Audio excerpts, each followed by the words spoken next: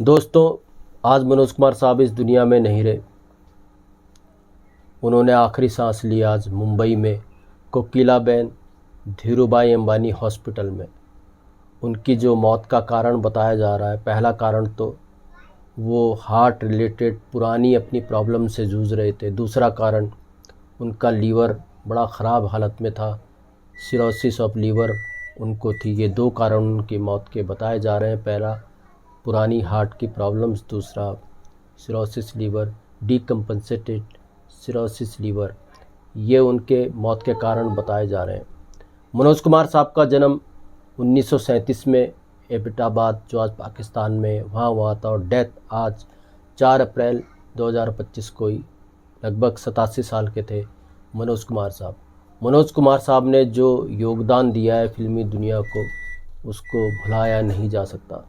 दोस्तों, 3 साल पहले मैंने मनोज कुमार साहब के ऊपर एक वीडियो बनाया था, जिसमें उनके बारे में कुछ अनकही, कुछ अनसुनी बातें मैंने कही थी। आज उनकी श्रद्धांजलि के तौर पे मैं वही वीडियो आपके लिए रीपोस्ट कर रहा हूँ। इस वीडियो को ज़रूर देखिएगा और जानिए क्या थे मनोज कुमार साहब। उनके बारे में कुछ अनकही, कुछ अनसुनी इस वीडियो में, जो मैंने 3 साल पहले बनाया था, आज रिपोस्ट कर रहा हूँ आपके लिए। तो मनोज कुमार साहब को श्रद्धांजलि, दिल से शत शत नमन मनोज कुमार साहब। तो देखिए इस वीडियो को, जानिए उनके बारे में कुछ अनकही, कुछ अनसुनी। आज बात करेंगे भरत कुमार की। जी हाँ, मनोज कुमार साहब की। कितने बड़े जीनियस डायरेक्टर रहे, म्यूजिकल सेंस कितना ज़्यादा था, क्रिएटिविटी कितनी भरी हुई थी उनके अंदर। इन सब के बारे में आज मैं बात करने वाला हूं। 1965 में जब मनोज कुमार साहब की शहीद मूवी आई, उससे पहले बहुत फिल्मों में उन्होंने काम किया, और जबकि शहीद में डायरेक्शन एस राम शर्मा का था, प्रोड्यूसर केवल कश्यप करके थे। मनोज कुमार साहब महज इसके अंदर एक एक्टर थे। मगर कहा जाता है शहीद के अंदर जो काम हुआ, जितना, चाहे वो स्क्रिप्ट का काम हो, चाहे वो सॉन्ग्स का काम हो, उन सब के पीछे मनोज कुमार साहब थे। और इससे पहले भी जितनी उन्होंने मूवीज की थी अदर्स के डायरेक्शन में, प्रोडक्शंस में, तो उनका दिमाग चलता था उन मूवीज में। मतलब डायरेक्टर कोई और रहता था, प्रोड्यूसर कोई और रहता था, काम मनोज कुमार साहब करते थे। उनको स्क्रिप्ट का डॉक्टर भी कहा जाता था। कहां पर कौन सी सिचुएशन आनी है, कहां पर किसको क्या रखना है, स्टोरी, कैरेक्टर्स कैसे रहने, ये सब मनोज कुमार साहब किया करते थे। और जब शहीद आई तो कहते हैं शहीद के पीछे पूरा मनोज कुमार साहब का हाथ था हिट कराने में। हालांकि डायरेक्टर उसके एस राम शर्मा करके कोई थे, और प्रोड्यूसर केवल कश्यप थे। मगर मनोज कुमार साहब के नाम ये फिल्म गई शहीद, मेरा रंग दे बसंती चोला, ए वतन जैसे गाने। प्रेम धवन का म्यूजिक था, लिखा भी उन्होंने ही था शायद, ये प्रेम धवन ने, अगर मैं सही हूं तो। जब शहीद मूवी आई 1965 में, तो तत्कालीन प्रधानमंत्री लाल बहादुर शास्त्री साहब ने मनोज कुमार साहब को बुलाया। वो बड़े बंटवारे से आहत थे, जो सन 47 में हिंदुस्तान पाकिस्तान बना। लाल बहादुर शास्त्री बड़े बंटवारे से आहत थे, तो मनोज कुमार साहब को बोला, आप कुछ ऐसी फिल्म बनाइए जो बंटवारे पर आधारित हो। तो मनोज कुमार साहब के दिमाग में बैठ गई। उन्होंने एक फिल्म, एक स्टोरी अपने दिमाग में सोची, जो उपकार फिल्म के रूप में 1967 में ये मूवी आई, और सुपर डुपर यानी ब्लॉकबस्टर हिट ये मूवी रही। ब्लॉकबस्टर इस मूवी को कहेंगे। और इस मूवी के अंदर अगर देखें, जैसा लाल बहादुर शास्त्री जी ने कहा था कि जय जवान जय किसान की बात की थी, बंटवारे की बात की थी, वो सब इस मूवी के अंदर है। दो भाइयों के बीच में उन्होंने ऐसा बताया मनोज कुमार साहब ने कि सबको लगा हाँ यार, ये बंटवारा नहीं होना चाहिए था। बंटवारे का मर्म बताया। दो भाइयों के बहाने उन्होंने पूरी हिंदुस्तान पाकिस्तान की जो बंटवारे की कहानी थी, वो सिल्वर स्क्रीन पे ला करके रख दी। तो ऐसा सिर्फ और सिर्फ मनोज कुमार साहब कर सकते थे। उनमें मनोज कुमार साहब का डायरेक्शन था इस मूवी के अंदर, उपकार मूवी के अंदर।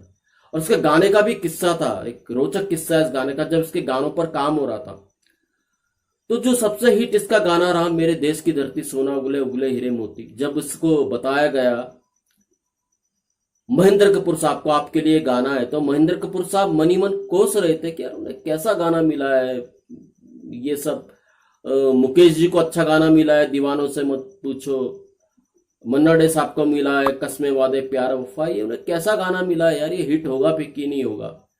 रात से इस गाने की रिकॉर्डिंग शुरू हुई थी, मेरे देश की धरती सुबह जाकर के खत्म हुई थी। जब गाना खत्म हुआ था तब भी महेंद्र कपूर साहब को पता नहीं था ये गाना कौन सा मकाम लेने वाला है। और बाद में तो महेंद्र कपूर साहब की पहचान ही ये गाना बन गया, मेरे देश की धरती सोना उगले उगले हीरे मोती। तो ये मनोज कुमार साहब का म्यूजिकल सेंस था, उनको पता था महेंद्र कपूर साहब से कैसा काम लेना है, कैसा गाना उनको देना है। और आगे आज तक ये गाना, चाहे 15 अगस्त हो 26 जनवरी हो, ये हमारे राष्ट्रीय त्योहार है, उनमें ये त्योहार इस गाने के बिना अधूरे है, मेरे देश की धरती सोना उगले उगले हीरे मोती। और महेंद्र कपूर साहब की जो पहचान थी वो इसी गाने से बनी। खैर सुपर डुपर हिट ये मूवी रही, ब्लॉकबस्टर इस मूवी को कहेंगे। 1970 में प्रोडक्शन में भी आ गए वो, पूर्व और पश्चिम वीआईपी प्रोडक्शन की मूवी थी जो उन्हीं का था, डायरेक्शन मनोज कुमार साहब का था। इसमें भी जो दिखाया उन्होंने कि कितना शार्प ह्यूमर था उनका। और इस फिल्म की एक खासियत थी जो बहुत कम लोगों को पता है, ये फिल्म लंदन में शूट होना था इसका कुछ पार्ट, मगर मनोज कुमार साहब को एक डर लगता था, बिल्कुल फ्लाइट में जाने से डरते थे, फ्लाइट में सफर करने से डरते थे। मगर अब सिचुएशन ऐसी आ गई, फिल्म के हीरो मनोज कुमार साहब, प्रोड्यूसर डायरेक्टर मनोज कुमार साहब, अब लंदन जाना था, बिना फ्लाइट के आप जा नहीं सकते, तो बकायदा अपनी जान को खतरे में डाल करके वो लंदन गए। फिल्म के कारण, अपनी क्रिएटिविटी के कारण, एक क्रेज के कारण, एक फिल्मकार के कारण। पूरा पश्चिम वाकई जब बन करके आई, जब रिलीज हुई, तो मैं ये कहता हूं कि सायरा बानो जी ने बहुत फिल्मों में काम किया, मगर ये जो उनकी फिल्म रही, मनोज कुमार साहब ने सायरा बानो जी को बड़ी मुश्किल से मनाया था, दिलीप कुमार साहब से बात की थी, वो इस फिल्म में काम करना नहीं चाहती थी। तो ये भी उनकी महानता थी, उनको पता था इस फिल्म में हीरोइन कैसी चाहिए। उन्होंने बहुत समझाया कि सायरा बानो जी इसके लिए फिट रहेंगी, तब जाकर के दिलीप कुमार साहब ने इजाजत दी और फिर सायरा बानो जी ने हाँ की। और जब सायरा बानो जी का जो कैरेक्टर उनको दिया गया, वाकई ये कैरेक्टर अमर हो गया, जो पूर्व और पश्चिम में सायरा बानो जी का है। और इसी फिल्म से शुरुआत हुई गीतकार संतोष आनंद जी की। मनोज कुमार जी ने बहुत कुछ दिया फिल्म इंडस्ट्री को, अच्छे गीतकार संगीतकारों को ग्रो किया, स्टोरी में एक अलग दिया, कैमरा किस तरह से, मतलब एक गरीबी भुखमरी ऐसे चीजों में भी ग्लैमरस तरीके से मतलब पिक्चराइज किया जा सकता है, इन चीजों को पब्लिक को बांधा जाया सकता है, मतलब इस तरीके के सीन्स में, चाहे वो गरीबी हो चाहे भुखमरी हो, वो मनोज कुमार साहब ही कर सकते थे। संतोष आनंद जी को उन्होंने लाल किले पर सुना था पूर्व संध्या पर 15 अगस्त की, और वहां से उन्होंने सिलेक्ट किया था उन्होंने कोई अपना गीत गाया था, कह कहूं के लिए हम तो मशहूर थे। तो उस गीत को सुनकर के मनोज कुमार साहब ने उन्हें पूर्व और पश्चिम में मौका दिया, पूर्वा सुहानी आई रे उनसे लिखवाया, बहुत बखूबी लिखा उन्होंने संतोष आनंद साहब को। और यहीं से संतोष आनंद साहब इतने बड़े गीतकार थे, उनकी जो गीत लिखने का जो फिल्मों में था उनके कैरियर की वहीं से शुरुआत हुई। आगे उन्होंने बहुत अच्छे अच्छे गीत दिए, हर फिल्म के लिए उन्होंने जितना भी लिखा सब अच्छे उन्होंने गीत लिखे। जिस गीत के लिए वो सिलेक्ट हुए थे, कह कहूं के लिए हम तो मशहूर थे, वो बाद में मनोज कुमार साहब ने संतोष आनंद एक मूवी आई थी जो संतोष आनंद के ऊपर ही उन्होंने बनाई थी, उस फिल्म में उस गाने को इस्तेमाल किया। ऐसे थे मनोज कुमार साहब। 1970 में पूर्व और पश्चिम आपको पता ही है कितनी सुपर डुपर हिट रही। जब गौरव दिया मेरे भारत ने दुनिया को, सब तब गिनती आई, भारत का रहने वाला हूं, भारत की बात सुनाता हूं, इंदिवर साहब ने लिखा। तो मतलब ये गाने ऐसे नहीं लिखे गए, इसमें मनोज कुमार साहब की इंटरफियरेंस रहती थी, वो दखल अंदाजी रहती थी, वो समझते थे कैसा उनको गीत लिखाना है। उसके बाद जब उन्होंने मूवीज 70s में दी, चाहे वो शोर हो, शोर एक अलग सब्जेक्ट था किस तरह से एक बाप जो है अपने बेटे की आवाज सुनना चाहता है और जब बेटे की आवाज आती तो खुद बहरा हो जाता है। ये कॉन्सेप्ट जो था मनोज कुमार साहब ही ला सकते थे। और इसके भी शोर के सारे गाने, एक प्यार का नगमा है, संतोष आनंद साहब से लिखवाया। आज भी ये गाना अमर है और हमेशा फिल्म इंडस्ट्री बॉलीवुड के अंदर ये गाना अमर रहेगा। एक प्यार का नगमा है, मौजों की रवानी है। तो मनोज कुमार साहब ये इतने जीनियस थे, गानों की बहुत नॉलेज थी। चाहे पानी रे पानी, आप देखिए इस गाने को, उनका जो पिक्चराइजेशन होता था, विजुलाइज जब करते थे गाने को, पानी रे पानी में आप देखिए एक भूख हड़ताल पे बैठे हैं वो, और किस तरह से कैमरा कहां से कहां जाता है। वो एक जया भादुड़ी जी का कैरेक्टर था, रोटी छुपा के रखी है, किस तरह भूख हड़ताल पे उनको खिला दें वो, लेकिन एक तरफ भूख हड़ताल है, एक तरफ पानी की बूंदें किस तरह से टपक रही है। वो कैरेक्टर देखिए एक्स्ट्रा से जो डांस कर रहे हैं पानी रे पानी, इस पूरी सिचुएशन को आप देखेंगे समझ जाएंगे कि कितना शार्प ह्यूमर था उनको फिल्म को लेकर के। शोर, उसके बाद रोटी कपड़ा और मकान।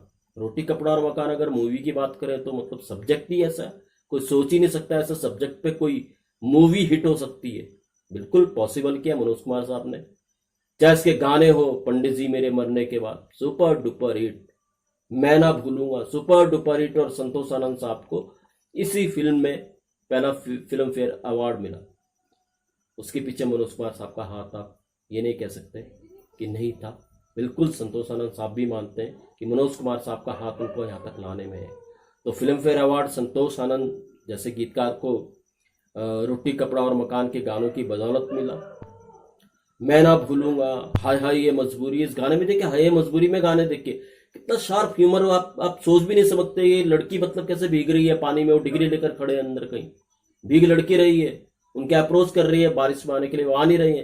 तो किस तरह से एक भूखमरी को भी वो कैसा दिखाते थे पब्लिक के सामने। एक ऐसे सब्जेक्ट को इंटरेस्टेड बनाना बहुत मुश्किल होता है, रोटी कपड़ा और मकान जैसे सब्जेक्ट को, वो मनोज कुमार साहब ने पॉसिबल किया, किसी और डायरेक्टर के बस का नहीं था। उसके बाद फिर 80s के शुरुआत में जब क्रांति आई तो सारे रिकॉर्ड टूटे। और मैं कहता हूं जो हेमा मालिनी जी पर जो कैमरा गया है, जिंदगी की ना टूटे लड़ी, आप हेमा मालिनी जी की और फिल्में देख लीजिए, आपको ऐसा जो उनके जिस ढंग से पिक्चराइज किया उन्होंने हेमा मालिनी जी को, अदर्स डायरेक्टर इतने बेहतरीन से हेमा मालिनी जी के कैरेक्टर को पिक्चराइज नहीं कर सके, ये मैं गारंटी से कहता हूँ। वो थे सिर्फ और सिर्फ मनोज कुमार साहब। 80s के बाद उनकी बहुत सी दुविधाएं रही, बहुत सी मजबूरियां रही नहीं, लेकिन उनकी फिल्म के जितने गाने थे, गाने हमेशा सुपर डुपर हिट रहे। उन्होंने बाद में पेंटर बाबू बनाई, देशवासी आई, और कलयुग और रामायण आई, काफी मूवीज आई, लेकिन शायद उनकी कमर का दर्द, ऐसी उनको एक बीमारी हो गई थी कि वो अक्सर डायरेक्शन उनका दूसरे क्या करते थे, मनोज कुमार के हाथ में सब कुछ नहीं था, वो फिल्में प्रोड्यूस किए जा रहे थे, मगर गाने उनके तब भी दमदार रहे। चाहे वो संतोष में, वो हालांकि डायरेक्टर प्रोड्यूसर नहीं थे, मगर जिसमें भी वो काम करते थे उनकी दखल अंदाजी रहती थी, चाहे उसके डायरेक्टर हो या ना हो, प्रोड्यूसर हो या ना हो, उनके गाने बड़े सुपर डुपर हिट रहे। और उनका कैमरा बोलता था, जिसका कैमरा बोलता था वो एक ही डायरेक्टर है, मनोज कुमार, भारत कुमार। मनोज कुमार साहब जैसा ना डायरेक्टर आया ना कोई आएगा, बहुत जीनियस डायरेक्टर। आज का एपिसोड उनको समर्पित। सैल्यूट टू मनोज कुमार साहब। जय हिंद, जय भारत, जय भारत कुमार।